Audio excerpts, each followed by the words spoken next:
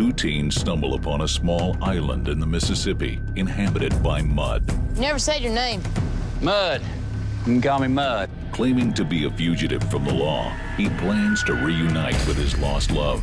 I reckon we can make a deal or something. A deal for what? Though skeptical of his plans, they help him make a daring escape in mud. Hi, I'm Salim. I'm Aaron. And I'm Sean. Director Jeff Nichols had a picture a couple years ago named Take Shelter, which we loved. Now he has a new movie named Mud. We've all just seen it. What do we think?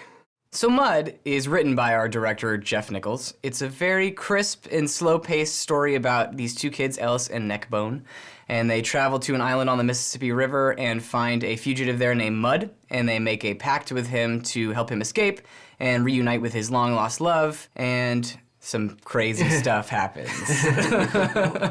I liked it, I did. I don't know, there was something missing for me. They have themes running throughout the film. They deal with love and romance and especially what this young kid Ellis's conception of love is. And while I feel it and I see it there, I just feel like it could have been there a little bit more. You know, I left the theater thinking about the film, but it didn't resonate with me as much as I would have liked it to. It just didn't match up because the very beginning of the film, it has this mystery. Who is Mud and why is he in this boat that's stuck in a tree?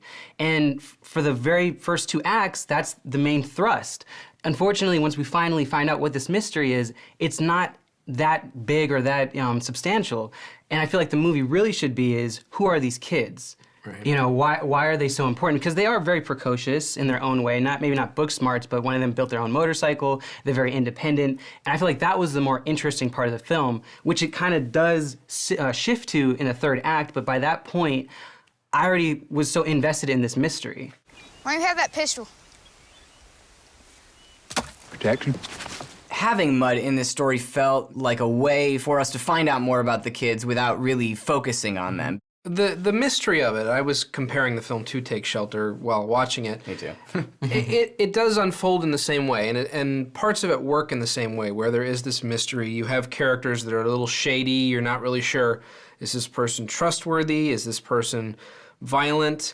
And then when it's all pieced together, it kind of seems to fall into place exactly the way you expect it to. There aren't a lot of twists and turns once it sort of settles into the main thrust of the story, and maybe that's why we weren't sort of left with the kind of energy in the end of the picture that we felt like we should have had. Yeah. But I still think that the mystery itself and the way the story unfolds it kept me involved throughout the entire totally. picture. I just, at the end of the day, I didn't feel like I wanted to feel walking out of the movie. I was enthralled while I was watching it, but then when it was over, I sort of just said, oh, okay, what happened? Well, I mean, I loved the writing, I loved all of that, but there were many points that I felt bored, especially in the second act. I could feel the tug of the second act.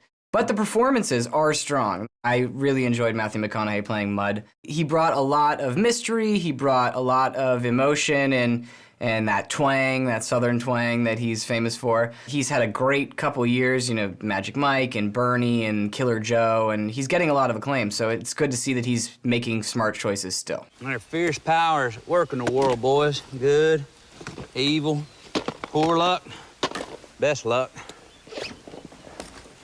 As men, we gotta take advantage where we can. There's a lot of internal musings with the character. I sort of saw Matthew McConaughey thinking, which I don't necessarily see that in a lot of Matthew McConaughey roles. No, this is probably his most subdued performance in the past 10 years. And I had first heard about this film at Sundance because of how good his performance was. But I feel the real stars of this picture are the two kids. Yes. Ty Sheridan, who plays Ellis, and Jacob Lofland, who plays Neckbone. I thought these two kids were fantastic. They were able to elicit such adult emotion, even though they're 14-year-old kids. And it's not because these are just special kids who are smart or whatever. No, it's because of the world that they've grown up in. They have poorer backgrounds, and it's a necessity for them to be this independent. Nick. Dude, look at that babe. You gotta see this. Nick. What? Someone's here. What? Someone's living here. Ty Sheridan was great. He was in Tree of Life. He's in Tree of Life, and yes. The whole movie has to flow through him, essentially, because he is the protagonist, and we're seeing a lot of these things filtered through how he reacts to them. And range, too. He's got a lot of range Yes. for being the age that he is. I mean, I thought that the performances by the kids in Tree of Life were fantastic. I thought maybe that was, Terrence Malick is just that good, but now seeing Ty Sheridan in this movie, Ty Sheridan is just probably that good. Yeah, no, these two kids reminded me of two characters ripped directly from a Mark Twain novel, New Age, Huckleberry Finn's and Tom Sawyer's, and they played it so well and so authentic. They just felt these independent entities, and I loved it. Well, Huck Finn was certainly an inspiration for the movie. The director, Jeff Nichols, actually had the kids read Huckleberry Finn while on set. Awesome. And that's sort of going into his direction. If there's a fault at it, maybe it's that there's just too much on screen.